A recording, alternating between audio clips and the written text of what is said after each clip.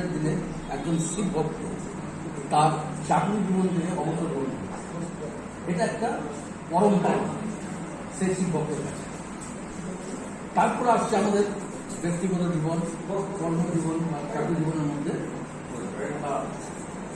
আমরা কপালে এই তিনজন দেখছেন না, ত্রয়ী বা শ্রীনাথ, ঠিক আছে?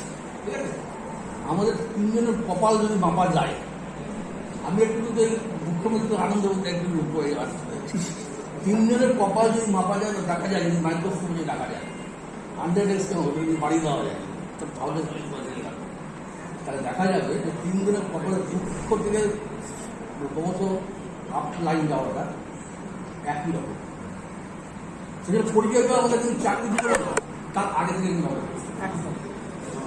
আমরা কিন্তু বিভিন্ন প্রাইভেট জায়গায় কাছে তখন থেকে তিনজনের গাছ ফর্ম ফিল আপ করবো, তিনজনের অ্যাক্সেস করা, এবং যেহেতু পরীক্ষা দিতে আসছে এখানটা ইন্টারভিউ 44 জন ছিল,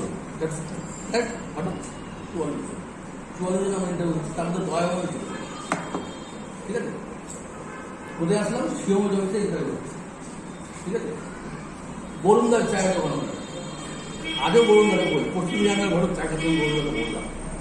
বরুণদা বললাম তোমার সাথে আমাদের একটাই চুক্তি হচ্ছে, হ্যাঁ, যদি পেয়ে গেলাম তোমার তোমার পালন করতে হবে, ঠিক আছে?